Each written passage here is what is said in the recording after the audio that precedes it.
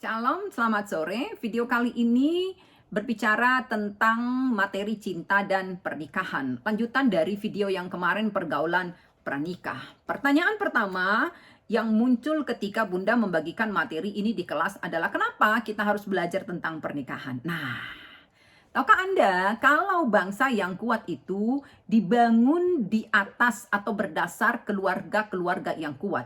Jadi ketika keluarga-keluarga itu kuat, maka bangsa itu menjadi kuat. Dan bukan menjadi rahasia lagi. Kalau saat ini ada banyak keluarga atau pernikahan, termasuk pernikahan Kristen, pernikahan anak-anak Tuhan yang berakhir di perceraian atau divorce. Begitu sangat pentingnya bicara tentang pernikahan atau belajar tentang konsep pernikahan supaya ketika Anda masuk ke lembaga pernikahan itu Anda mengerti, Anda siap ya dengan dunia baru yang akan Anda jalani seumur hidup Anda bersama dengan pasangan Anda. Dan yang menariknya adalah, tahukah Anda kalau sebenarnya jodoh itu, ya, teman hidup kita itu adalah perpaduan dari dua hal.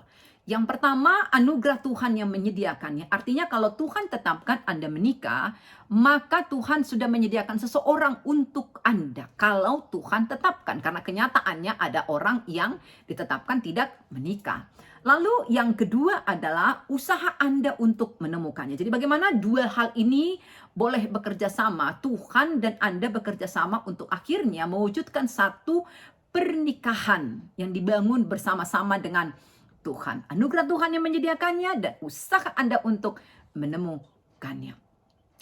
Kata orang, menikah itu adalah impian semua orang, tapi Bunda temukan setidaknya lewat survei yang Bunda lakukan kepada setiap mahasiswa baru yang masuk ke kampus di tempat di mana Bunda mengajar lewat tugas membuat proposal tentang teman hidup. Kenyataannya Bunda selalu menemukan satu dua proposal yang menuliskan dengan sederhana kalau dia tidak ingin menikah. Dia ingin melajang. Nah, ketika Bunda melakukan percakapan pribadi, ada banyak alasan. Salah satunya adalah pengalaman pahit melihat pernikahan ayah dan ibunya yang berakhir dengan perceraian. Lalu kemudian kekerasan yang dia lihat di rumahnya dengan mata kepalanya sendiri antara orang tuanya, ayahnya kepada mamanya, itu membuat dia memiliki pemikiran yang buruk atau trauma tentang pernikahan sehingga dia berpikir gue nggak akan menikah. Lalu faktor yang lain adalah mengalami sexual abuse waktu kecil sehingga dia merasa bahwa tidak akan ada lagi orang yang akan bersedia menikah dengan dia, lalu dia bilang aku tidak mau menikah seperti itu ya. Nah, mari kita lihat seperti apa sih konsep pernikahan Kristen. Yang pertama, kita akan melihat apa sih rencana Tuhan atas sebuah pernikahan. Kejadian pasal 2 ayat 18, 21 ke 23 dengan lugas, dengan tegas menulis seperti ini. Tidak baik kalau manusia itu seorang diri saja. Aku akan menjadikan penolong baginya yang sepadan dengan dia. Lalu Tuhan Allah membuat manusia itu tidur nyenyak ketika ia tidur. Lalu Tuhan Allah mengambil salah satu rusuk daripadanya, menutup tempat itu dengan daging. Dan dari rusuk yang diambil Tuhan Allah dari manusia itu, dibangunnyalah seorang perempuan, lalu dibawanya kepada manusia itu. Lalu berkatalah manusia itu, inilah dia, tulang dari tulangku dan daging dari dagingku. Ia akan dinamai perempuan sebab ia diambil dari laki-laki. Pelajaran apa yang kita dapatkan dari ayat ini?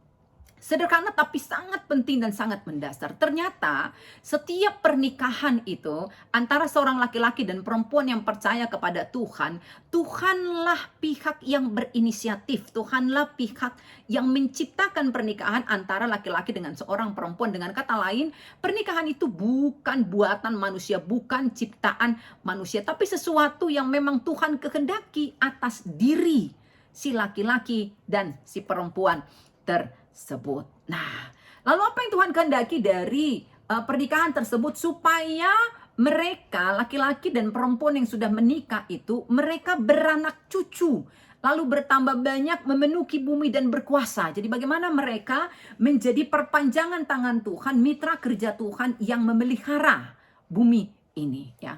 Itu dia rencananya. Maka pernikahan itu dirancang Tuhan supaya manusia itu, laki-laki dan perempuan itu saling melengkapi untuk menjalankan kehendak Tuhan di dunia ini. Dengan kata lain, pernikahan itu adalah salah satu jalan, salah satu media laki-laki dan perempuan itu secara bersama-sama dengan plus minusnya mereka itu bekerja sama untuk mewujudkan apa yang Tuhan kehendaki. Nah, menarik sekali kalau kita melihat apa yang dinyatakan oleh Maliaki pasal 2 ayat 15. Seperti ini. Bukankah Allah yang Esa menjadikan mereka daging dan roh, dan apakah yang dikehendaki kesatuan itu? Keturunan ilahi. Catat. Jadi jagalah dirimu dan janganlah orang tidak setia terhadap istri dari masa mudanya. Buat saya pribadi, buat Bunda, kata keturunan ilahi ini sangat menarik. Artinya apa? Ketika seorang laki-laki dan perempuan yang memiliki hubungan pribadi dengan Tuhan, ingat di video yang pertama kemarin itu, ya, sehingga dengan hubungan pribadi mereka dengan Tuhan, mereka punya hubungan satu dengan yang lainnya. Yang Tuhan kehendaki dari relationship ini adalah lahir keturunan ilahi. Keturunannya Tuhan, keren ya. Jadi setelah Bunda menikah, Bunda punya anak. Pertama dan terutama dia bukan hanya anaknya Besi Buaya Pendeta Mareta Boru Simanjuntak, tetapi pertama dan terutama dia adalah anaknya Tuhan, keturunan ilahi. Dengan kata lain, Tuhan sangat menghendaki lewat setiap pernikahan anak-anak Tuhan itu lahirlah generasi atau anak-anak yang mencintai Tuhan, yang mengimani Tuhan, yang mengenal Tuhan. Dan mustahil hal itu bisa terwujud kalau suami dan istri atau laki-laki dan perempuan ini tidak berdiri di pondasi yang sama, artinya tidak beriman kepada Tuhan yang sama. Lalu bagaimana mereka akan mengenal, mengasihi dan mengimani Tuhan, ya, Tuhan yang memaksudkan pernikahan atau membentuk pernikahan tersebut. Nah, itu. Dan kalau kita rujuk lagi ke perjanjian baru, Efesus pasal 5, 31 ke 33, di situ dikatakan bahwa ketika seorang laki-laki dan perempuan meninggalkan ayahnya dan ibunya, ya, hati-hati ya anakku ya, ketika dikatakan di Alkitab, laki-laki akan meninggalkan ayahnya dan ibunya, bukan hanya laki-laki, tapi juga perempuan. Hanya Alkitab kan ditulis menurut garis patrilineal laki-laki, jadi hanya laki-laki yang disebutkan kerap sekali, tapi ketika ada kata laki-laki di situ, perempuan juga. Jadi artinya enggak seperti ini. Anda sebagai laki-laki kalau menikah nanti meninggalkan keluarga Anda, lalu pindah kepada keluarga dari istri Anda, enggak seperti itu. Laki-laki dan perempuan sama-sama meninggalkan karena apa? Telah dibangun rumah tangga yang baru di antara mereka. Dan pernikahan mereka ini adalah gambaran atau simbol dari hubungan jemaat kita orang yang percaya kepada Tuhan, ya, dengan Tuhan itu sendiri. Jadi bagaimana relasi suami dan istri itu adalah gambaran dari relasi kita orang yang percaya kepada Tuhan yang kita percayai. Nah, itu dia. Maka kalau kita mau simpulkan apa sih rencana Tuhan atas pernikahan, yang pertama adalah ya bahwa pernikahan itu adalah ciptaan Tuhan. Lalu yang kedua dirancang oleh Tuhan. Dan yang ketiga lewat pernikahan Tuhan mengkehendaki lahirnya keturunan ilahi yang mengenal, yang mempercayai dan mengasihi Tuhan. Lalu yang ketiga, yang keempat, bagaimana lewat pernikahan itu kita mengenal bagaimana hubungan antara Kristus dengan gerejanya. Itu dia, oke?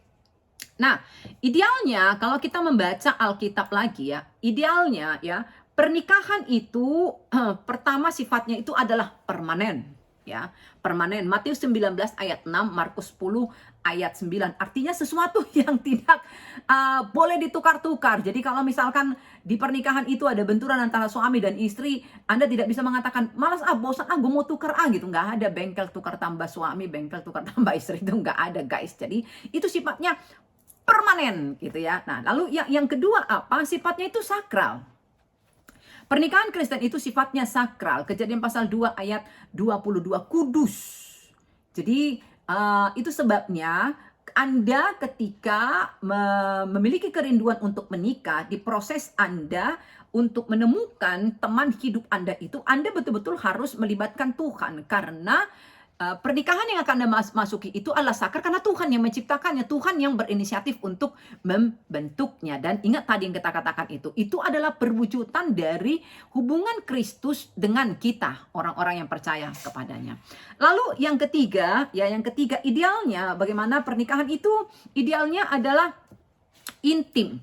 Kejadian pasal 2 23 ke 25 intim. Anda mengerti kata intim, Kejadian pasal 2 23 ke ayat 25, bagaimana seorang laki-laki dengan seorang perempuan yang kita bahas kemarin bisa menikmati cinta eros itu, bisa menikmati yang namanya gairah itu, biraki itu ya di pernikahan, bukan di luar itu, begitu ya. Jadi makanya intim ya, bagaimana relasi suami dan istri itu tidak sekedar dekat, tidak sekedar akrab, tapi intim, nyatu gitu loh ya. Nah, lalu yang keempat, idealnya pernikahan itu adalah mutual. Efesus pasal 5 25 ke ayat 30. Dalam pengertian bagaimana suami dan istri itu betul-betul saling menjaga. Apa yang dipikirkan oleh suami itu berdampak pada istri. Jadi Bunda selalu katakan itu di konseling pranikah. Kalau Anda sudah menikah, pahamilah apapun yang Anda pikirkan, belum dikatakan nih, apapun yang Anda pikirkan itu berdampak bagi pasangan Anda. Jadi artinya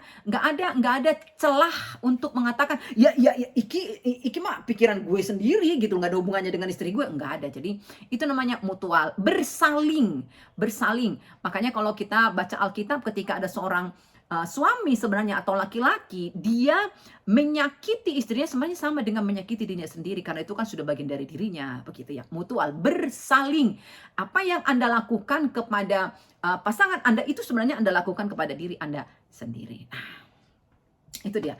Lalu yang kelima, idealnya pernikahan itu adalah eksklusif.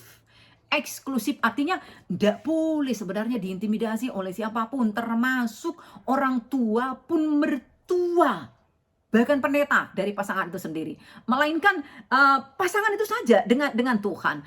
Oke, minta saran boleh, minta saran boleh, tetapi apa yang akan mereka putuskan tentang pernikahan itu adalah pilihan dua orang tersebut, pasangan itu. Jadi eksklusif yang kagak boleh dicampuri atau diurus oleh siapapun selain Tuhan dan mereka sendiri. Nah, itu dia idealnya. Maka kalau kita coba definisikan, Bunda mengambil definisi yang ditulis oleh Bapak Andreas ya di dalam bukunya God, Married and Family. Dia tulis seperti ini. Pernikahan itu adalah sebuah perjanjian, sebuah ikatan sakral antara seorang laki-laki dan perempuan yang dilembagakan oleh Tuhan dan dikuatkan oleh hubungan antara keduanya. Jadi setelah Tuhan bentuk, yang membuat pernikahan ini menjadi kuat adalah ketika pasangan suami dan istri ini berinteraksi gitu ya.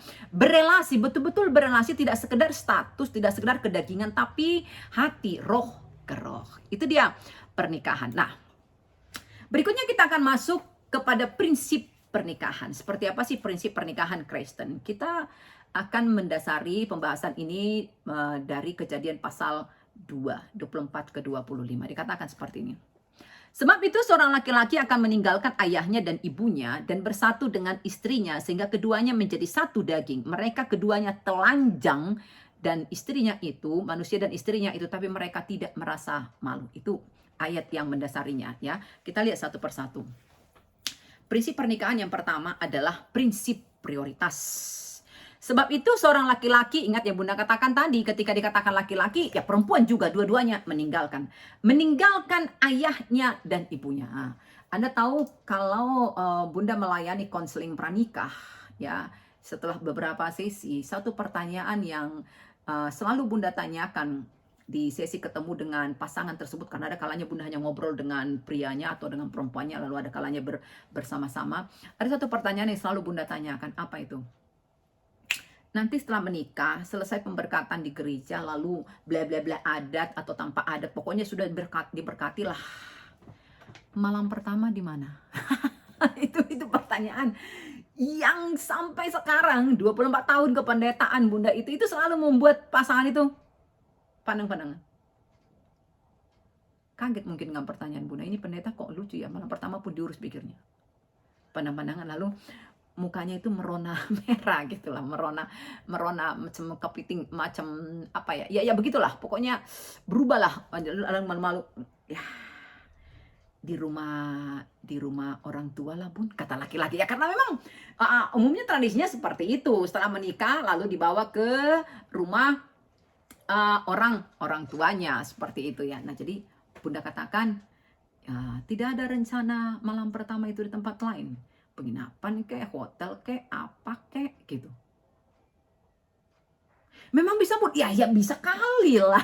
Kan Alkitab bilang meninggalkan gitu loh, meninggalkan. Jadi ini bukan soal bagaimana kita mandiri, punya dalam pengertian tempat tinggal sendiri, itu ngekos, ngontrak, terserahlah gitu, atau rumah sendiri. Tapi juga bagaimana kita di momen-momen telah menjadi sah pasangan suami dan istri itu, kita menikmati waktu-waktu sulung itu memang berdua karena kenapa?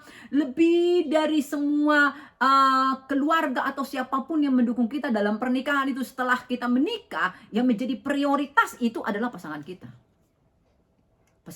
bukan yang lain-lain. Jadi Anda setelah pemberkatan balik ke rumah, kalau orang Batak masih ada ya panjang sekali, pergilah ke satu tempat terentang, supaya waktu sulung Anda resmi menjadi pasangan suami dan istri itu tinggal di satu kamar itu berdua, yang kecoa dan semut pun di dinding tidak bisa mengganggunya.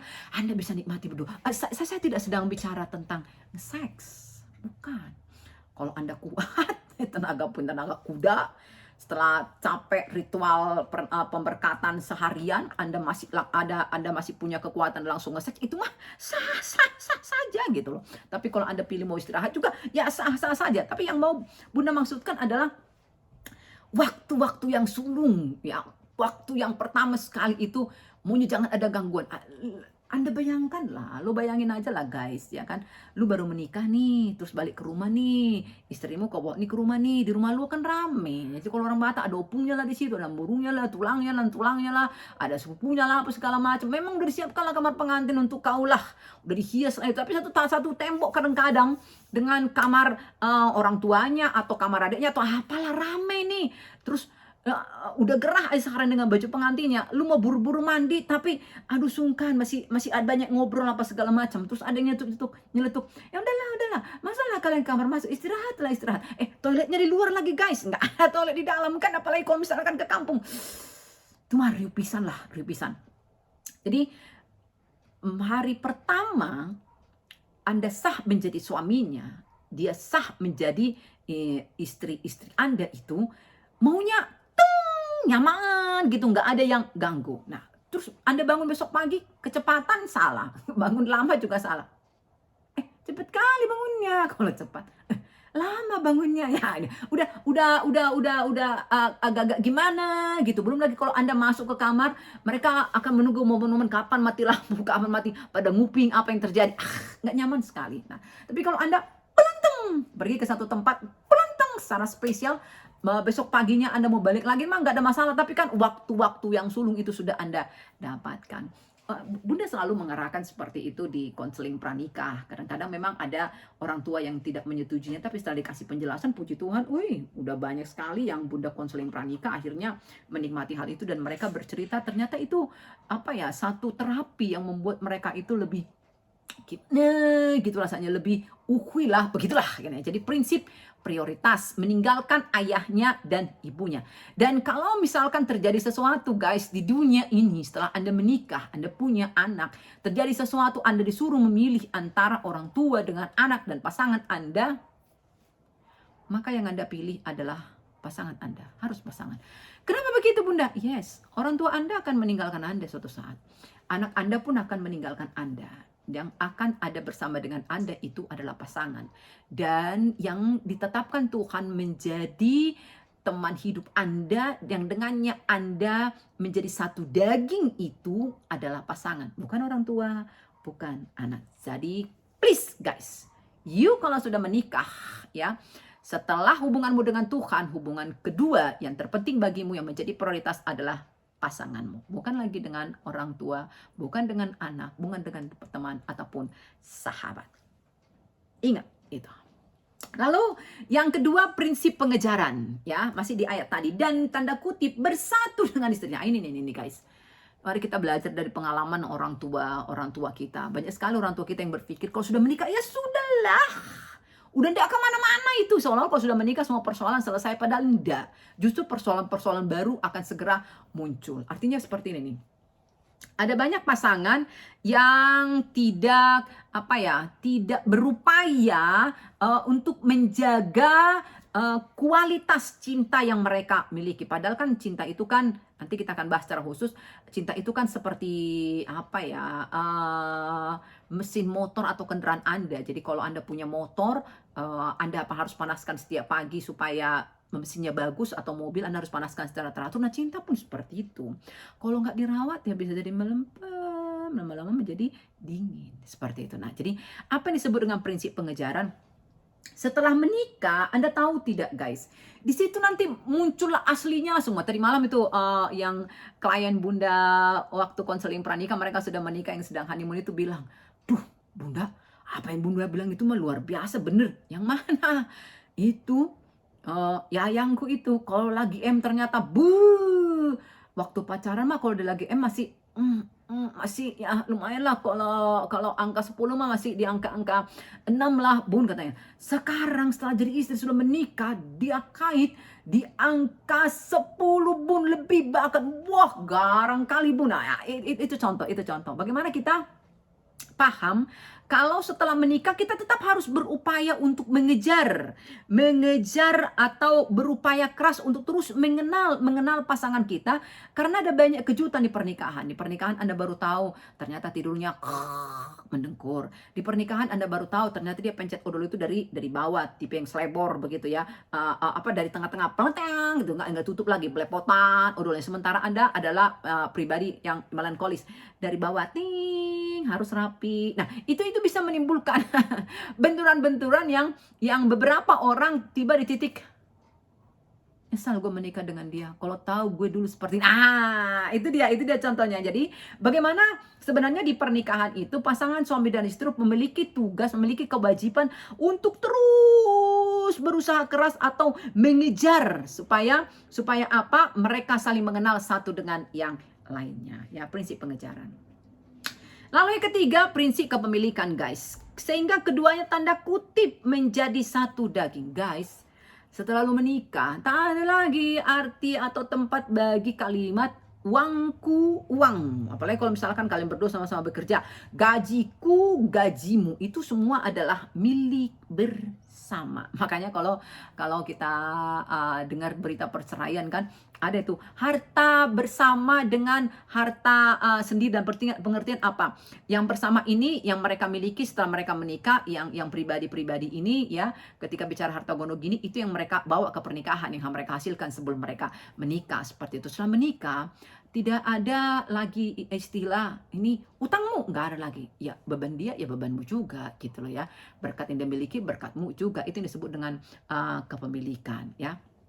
Lalu yang keempat, prinsip kemurnian. Mereka keduanya tanda kutip telanjang, manusia dan istrinya itu, tapi mereka tidak merasa malu. Apa arti telanjang di sini guys? Enggak melulu soal telanjang ini guys, telanjang secara fisik, tapi juga dalam hal komunikasi yang terbuka, yang transparan. Apa yang lu pikirkan bisa diobrolin ke pasangan. Lu ketika marah, ketika kesal bisa mengatakannya kepada pasangan, ketika sedih juga bisa. Jadi tanpa harus berpikir kalau aku bilang gimana ya, nyaman gak dia, enggak seperti itu. Pokoknya lu bebas gitu lu mengatakan apa. Hanya nanti ketika kita berproses untuk saling mengenal pasangan, mengenal karakternya, kepribadiannya, kita jadi paham kapan harus ngomong ke suami, kapan harus ngomong kepada istri. Ya, contohnya seperti ini.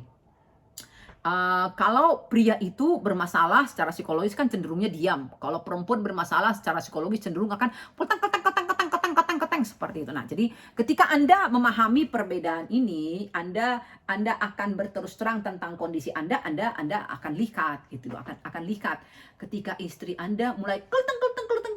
Nah, Anda sebagai suami menjadi peka. Oh, jangan-jangan dia ada masalah, ada masalah. Nah, Anda bisa melakukan pendekatan gitu ya, tentang apa masalah yang dialami oleh istri, supaya bagaimana? Supaya ketika dia dengan masalahnya itu terasa berat untuk mengatakannya, dia jadi apa?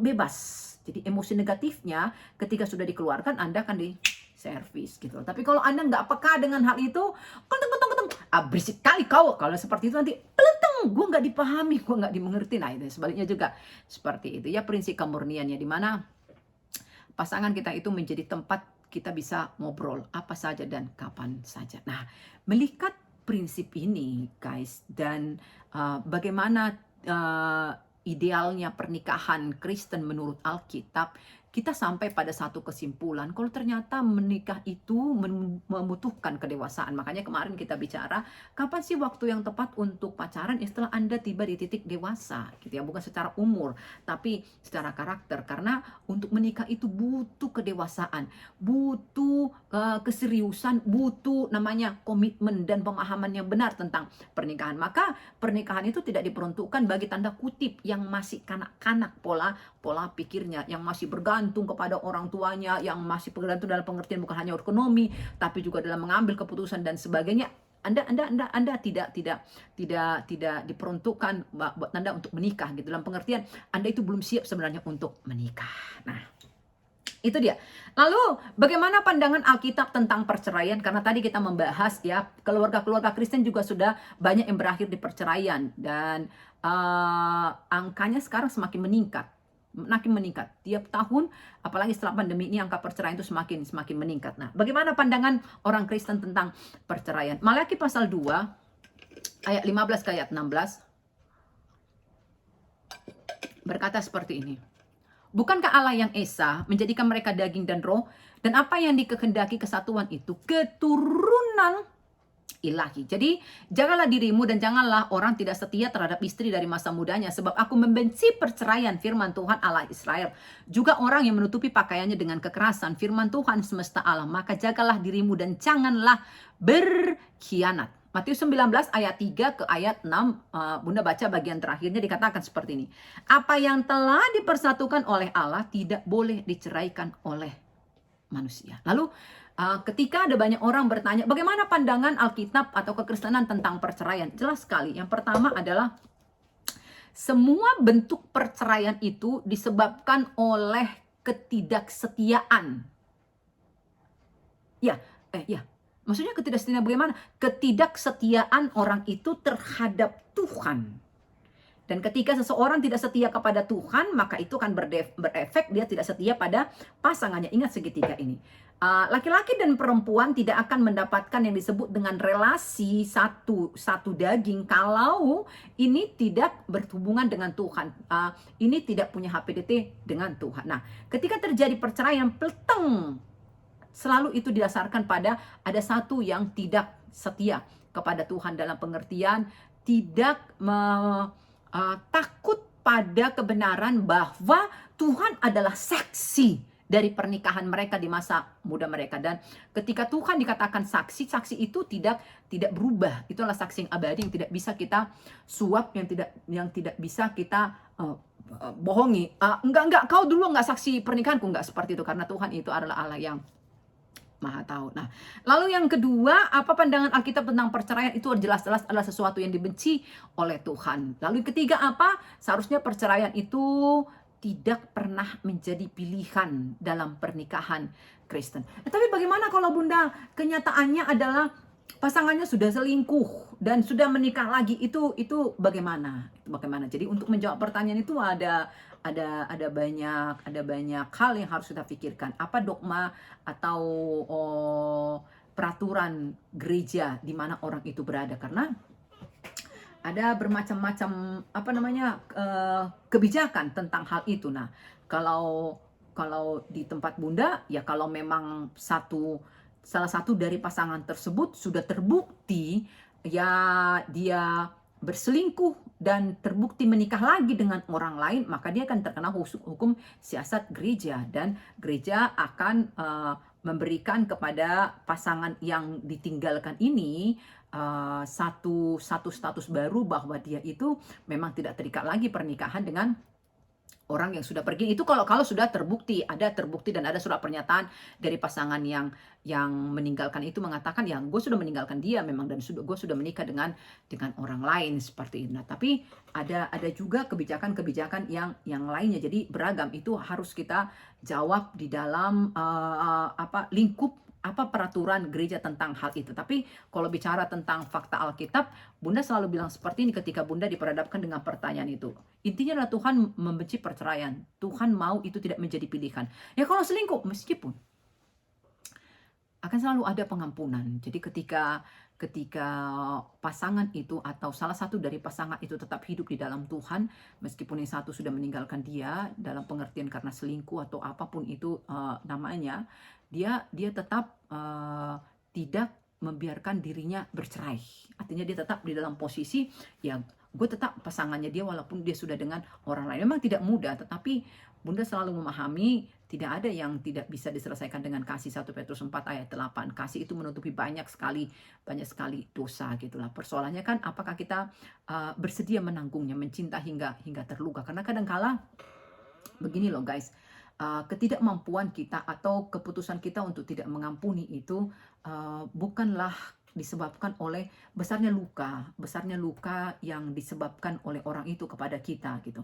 Tapi lebih pada seberapa besar sebenarnya cinta yang kita miliki. Jadi kalau cinta kita itu adalah cinta yang true love, cinta sejati, cinta yang betul-betul alkitabiah seperti cintanya Tuhan, yang bahkan jika dia sudah mengkhianati, bahkan jika dia sudah meninggalkan, tapi kita tetap mencintai dia, mendoakan dia, mengampuni dia, ya itu kita tidak akan memilih kata cerai seperti itu ya.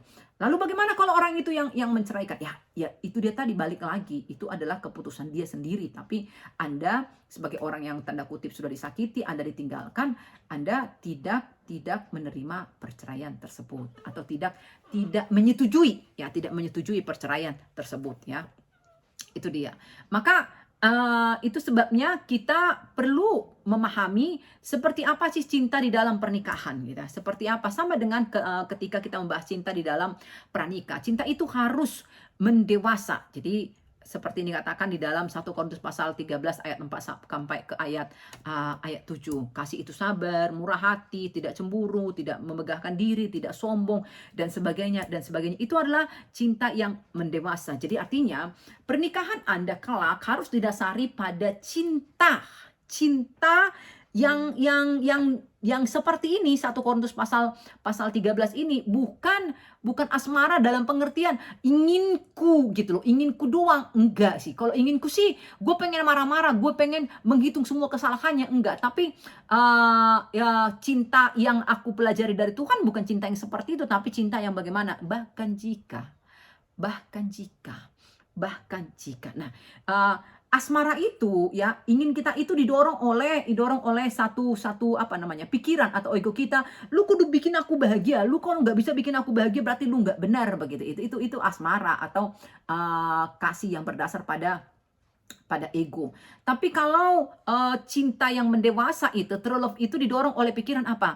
Saya ingin membahagiakan kamu. Kenapa bisa seperti itu? Ingat yang kemarin itu. Karena ketika Anda menikah, Anda sudah di posisi aku bahagia. Jadi karena aku bahagia, gelasku sudah penuh, maka aku bisa memberikannya kepadamu. Seperti itu ya. Itu cinta yang dalam pernikahan. Maka mencintai itu harus didasarkan pada keputusan, bukan perasaan. Jadi artinya seperti apapun bentukan pasangan atau apapun yang dilakukannya, ketika Anda putuskan untuk tetap mencintai, ya itu yang akan terjadi seperti itu ya.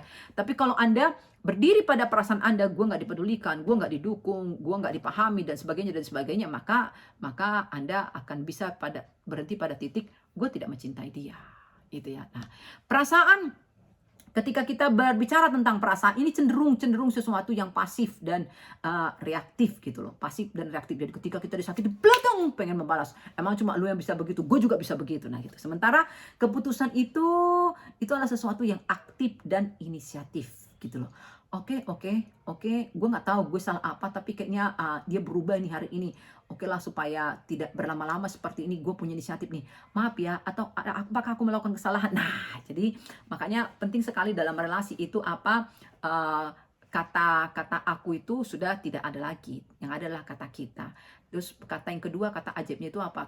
Kata maaf. Anda salah atau tidak, Anda mengerti atau tidak, Anda mengatakan maaf supaya dibangun jembatan antara Anda dengan pasangan Anda. Dan itu berlaku juga dengan relasi-relasi yang lainnya. Lalu kata ajaib yang berikutnya itu adalah tolong, kemudian terima kasih. Nah, jadi bagaimana kita hidup di kata-kata yang positif seperti ini supaya apapun yang terjadi, kita selalu memiliki satu keberanian untuk memutuskan berdasarkan pada iman kita dan rasa takut kita akan Tuhan. Jadi bukan berdasar pada ego atau perasaan kita semata. Maka mencintai itu harus lahir dari hidup yang mengasihi Tuhan. Ingat, balik lagi ke segitiga. Jadi artinya mustahil Anda bisa mencintai sesama Anda, mencintai pasangan Anda, anak Anda atau siapapun itu ketika Anda sendiri tidak memiliki hubungan pribadi dengan Tuhan. Hanya ketika Anda memiliki hubungan pribadi dengan Tuhan yang terjagai, maka Anda bisa mencintai sesama, pasangan, anak dan siapapun itu dengan cinta yang benar. Ya, maka apakah menikah itu sesuatu yang indah? Iya, indah. Bahkan ketika di sana benturan juga indah. Kenapa? Karena Anda tahu bagaimana menyelesaikan benturannya. Benturan itu bukanlah sebuah petaka yang akan menghancurkan pernikahan Anda, tapi sesuatu yang akan membuat Anda justru semakin mengenal pasangan Anda. Jadi, siap untuk menikah? Setelah Anda melewati proses pergaulan pranikah, mengerti prinsip-prinsip persiapan di pergaulan pranikah, dan Anda mengerti prinsip pernikahan Kristen, maka selamat datang di dunia baru dengan tantangan yang baru, masalah yang baru, tapi pastinya juga berkat yang baru. Salam sehat, tetap happy, Michael Mahita, semangat dan ukuy!